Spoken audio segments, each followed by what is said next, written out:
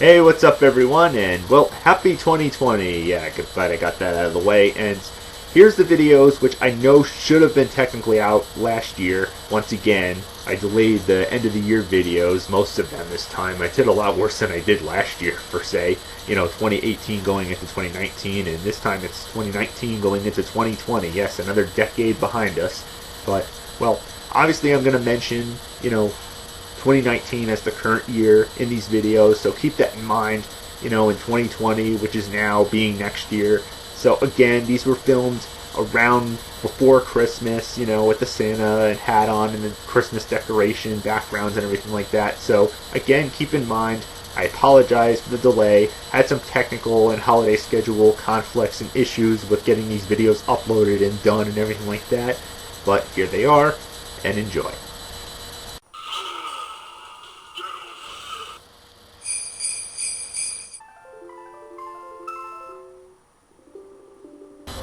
Alright everyone, well, now that we covered what I think are the best and most underrated of 2019, let's look ahead into the year of 2020, the year of perfect vision.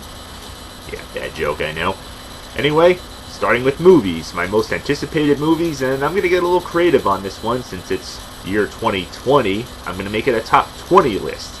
Well, plus a few honorable mentions, because there's so many I'm anticipating for this year, and don't be surprised if there's a few on here that were on last year's or even the year before's list, because, as you know, few movies are going to get postponed, and it could happen again next year too as well.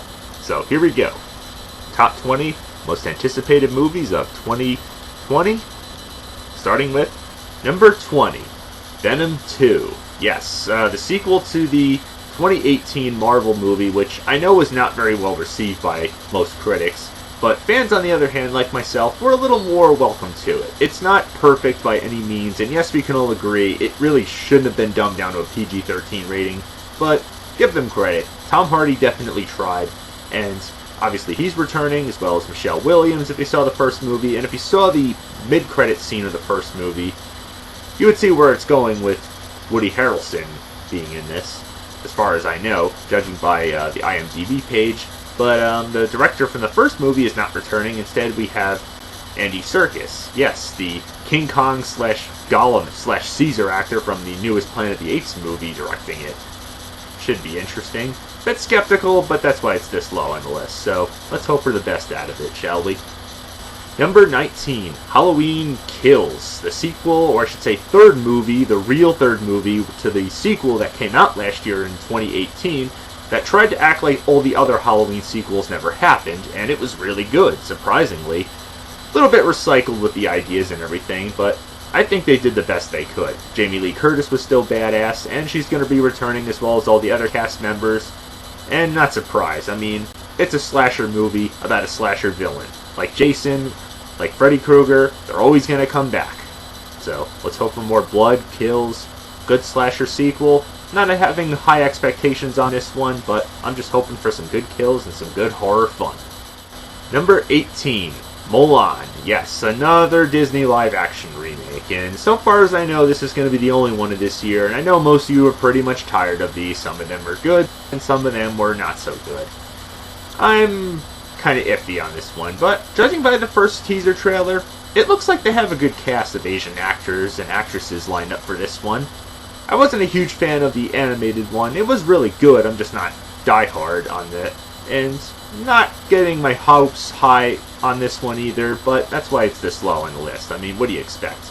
Either it'll be great, or it'll just suffer like all the other live-action Disney remakes, so that's up to you to decide, but I'm probably going to see it at some point. Number 17, Minions 2, or as the title says, it's called Minions: The Rise of Gru. Yes, a sequel to the prequel that came out in 2015 that takes place before the first Despicable Me movie. I don't know how much more they can really do with this. I mean, didn't we see enough of how the Minions met Gru and so forth? We gotta really see more and develop that whole scenario. Again, that's why it's this low on the list, but I have faith in Illumination and Universal. I think they'll make it colorful, funny. I know most of you probably got annoyed and are sick and tired of the Minions. I mean, they're funny, but they can be a little annoying. But who knows? Maybe this one could be good, maybe not. But I'll be there to check it out for sure.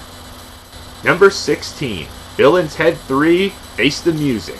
Wow, it's been how many years since this last Bill and Ted movie?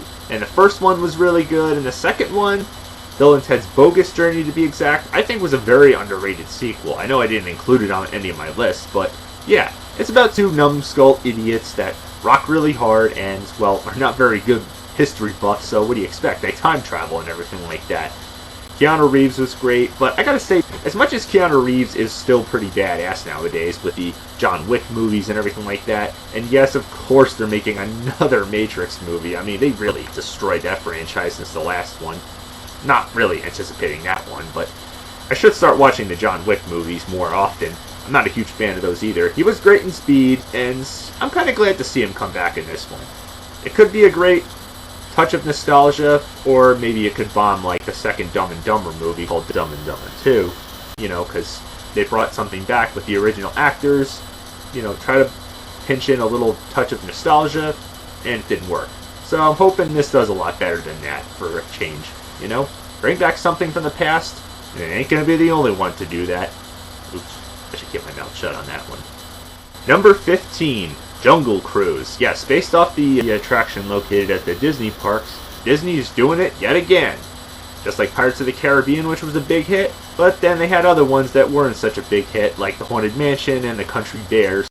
Tomorrowland was okay, so I'm hoping this falls on more of the Pirates of the Caribbean line. And judging by the trailer, yes, you're going to have the big badass himself with the big guns, Dwayne "The Rock" Johnson, as the main star himself, alongside Emily Blunt, who they go on a big Jungle Cruise adventure. I'm hoping judging by it, it looks like it's going to be a mixture of Pirates of the Caribbean with Indiana Jones, or maybe Tarzan or something like that. Let's hope for the best. I'm hoping, like in the trailer, you know, he says, like, not going to take you along with me. Oh, here's some money. Okay. Yeah, let's just hope it's more than just a cash grab. Let's hope it's a good action-adventure fun. Number 14, Greyhound. Okay, in case you don't know, it's based off the book The Good Shepherd, which is about World War II, based supposedly on a true story, and it's starring Tom Hanks. We've seen him in plenty of war movies, Saving Private Ryan and so forth, so I have faith in him on this one. I think it could be really good. I mean, he hasn't done a bad performance in a while, and most of his performances, even over the last few years, have been great.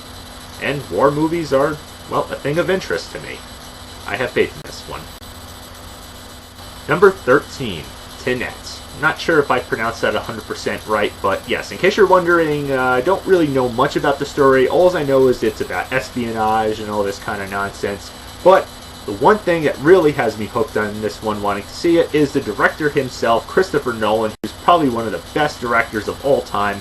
He brought the Batman series back to full glory with the Dark Knight trilogy, which is as solid as ever after Joel Schumacher inadvertently destroyed it, and then he directed Inception during the meantime, Interstellar, Dunkirk, and so forth. I mean, this man's done nothing but the best, and I think he's going to do a great job with this one. Only thing that I'm kind of scratching my head on with this film is Robert Pattinson, who, yes, as we know, is, well, plagued by those god-awful Twilight movies. Same thing with another actress, but I think he'll do just fine. I mean, with Christopher Nolan directing it, I have full faith in him. He makes good, complex stories that give the movies rewatchability, and that's all I'm hoping out of this one. Number 12, Soul. Yes, a Disney and Pixar movie. It's about supposedly a guy who wants to be a jazz musician, and he has supposedly a near-death experience or something like that. This looks to be another possible Inside Out, which I didn't think was going to be great back in 2015, but damn, it just nailed it completely, and I think this one's going to do the same thing. It's Pixar. They very rarely have had movies that sucked. Only a few, basically, but for the most part, they've done pretty damn good with these kind of concepts. Number 11, Trolls World Tour. Yes, even DreamWorks has some movies up their sleeves, and I didn't think the first one was going to be that great. I mean, the style of animation, I just really wasn't digging it the first time I saw it. It had a huge line of voice actors like Anna Kendrick and so forth, and I don't know, it just seemed like a bit of a cash grab based off of a toy line, Trolls. I mean, what more can you expect out of it? Well, a lot of musical numbers, and that's pretty much what you're going to get out of this one. And the first one, I surprisingly enjoyed a lot. It had a good concept, which may seem a little cutesy, but it was enjoyable and harmless. And this one seems to be getting more into well, taking liberties and being more badass considering they're trying to take on, well, a rock star. I love rock and roll, first of all, but they're trying to make a rock star look like a villain, and, well, they have all different types of music involved with it, so I think it's going to be pretty good. Most of the voice actors from the first one are returning, so let's hope for the best out of DreamWorks. Number 10, New Mutants. Yes, the X-Men movie, and I know I'm sounding like a broken record on this one, which I have been for the past 2 years, because, yes, again, it got pushed till this year, and I'm hoping this is the final time I anticipate Dark Phoenix, because honestly, after waiting for that one, after all the time they put into it, it sadly didn't pay off. I'm assuming, again, because it's because of Disney's buyout of 20th Century Fox, but let's hope this one does a lot better. It's going to be, well, if you haven't seen the past 2 years of anticipated movie list, it's going to be more in the horror genre. It's going to have some actors in it, like the actress from Split and Glass, as well as the guy who plays Jonathan from Stranger Things. So, please do a lot better than Dark Phoenix. Bring the X-Men franchise back to its full glory, because, honestly, it left a bad taste in our mouths. Number 9. Birds of Prey. Yes, I know there's also a bit of a long subtitle. I think it's Harley Quinn's Incarceration or some crap like that, but no, I'm just calling it Birds of Prey, whatever the case is. A sequel to Suicide Squad, which, again, I know was not very well received by most critics, but most fans, like myself, enjoyed it for what it was. You gotta give credit to her performance. I know Jay Leto was not the best Joker. You know, he ain't no Heath Ledger or anything like that. Hell, he ain't even no Joaquin Phoenix in the new Joker movie. Not that it's really fair to compare that movie to this one, series-wise. And it's more in the Justice League universe. And it brings a bunch of new characters in as well. So it's kind of a new Suicide Squad, break out of prison type of thing. She's broken up with the Joker and she's going her own ways and taking her own liberties or some crap like that. I mean, judging by the trailer, she throws a bomb in a car. It looks like it has some dark humor that you're going to get some good kicks out of and some good enjoyment out of, I hope. So, let's just hope for the best. Not getting my hopes sky high, but let's hope DC can pull it off. Number 8. Onward. Yep. One Disney Pixar movie to another. This one I think is going to be really good. It's, judging by the trailers, it looks like it's going to involve elves and all sorts of mythological creatures of all sorts, and they go on an adventure with 2 stars from the Avengers universe, like Tom Holland, yep, the guy who plays Spider-Man in the Avengers universe, as well as Chris Pratt, both doing voices, because obviously he plays Star-Lord. Not that it's really Avengers related to begin with, but you can't really get that out of your mind, really. But I think Disney Pixar is going to pull this one off pretty good. Let's hope we're the best out of it. Let's hope it brings up good fantasy, rousing, good adventure. Number 7. Fast and Furious 9. The working title so far, people. And not to confuse with the last movie, which took place in between this one and Fate of the Furious. Yes, that's what they call the 8th one. And I'm glad to say I got into this series finally. I know it hit a few speed bumps before the 5th one came out, but thankfully it was brought back up to its full glory. Hobbs & Shaw was really good.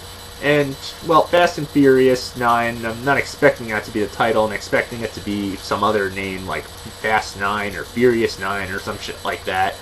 But all I know is, as long as it has a lot of good car chases, action, though I do have to break the news to you fans of this franchise, in case you probably haven't heard, is that both Dwayne "The Rock" Johnson and Jason Stathama's character are unfortunately not going to be in this movie, trust me. And in my opinion, that leaves a pretty big hole in this film to fill. Though they are going to introduce John Cena.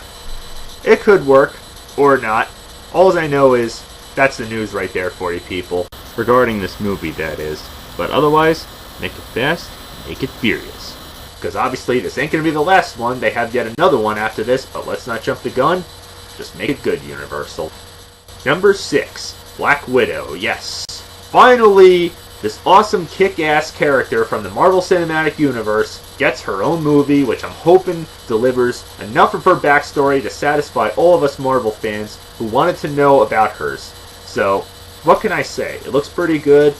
You got Scarlett Johansson, of course, playing Black Widow. I mean, who else would you get to play her? And unless they're showing the, younger version of her from her past. And Mostly, as all I know is it's going to be about her in Russia and all that stuff. It's not only going to have her, but also David Harbour, yes, who you know as Hopper from Stranger Things. Yes, another Stranger Things reference there. It's going to be interesting, so let's hope for the best out of it. I'm hoping it's better than Captain Marvel, not just a typical stepping stone movie. I know it's a prequel, and most of these Marvel Avenger prequels are not the greatest, but I'm hoping it's a lot better than that. So, seriously, impress us, Marvel, please. Number 5. The Kingsman. Yes, in case you're confused on the title, The Kingsman, this is not a sequel to Kingsman the Secret Service or Kingsman the Golden Circle. It's actually a prequel, so I'm guessing it's the origin story behind the whole Kingsman, Secret Service and everything like that. Judging by the trailer, it looks really cool, especially with the Black Sabbath song War Pigs in the background. Taking place during, I'm assuming, what looks like the First World War. A lot of explosions. I'm assuming it's going to be R-rated, judging by all the violence and everything. And it's probably going to have a lot of swearing and a lot of cool slow motion, but mostly a lot of sped-up motion and everything like that. I think it's going to be great. It's going to be a great origin story. A lot of good action and everything like that. With Matthew Vaughn returning as a director, that's why I have my fingers crossed and full faith on him to make a great prequel. So, let's hope that the Kingsman can still be king. Number 4. Ghostbusters Afterlife. Yes,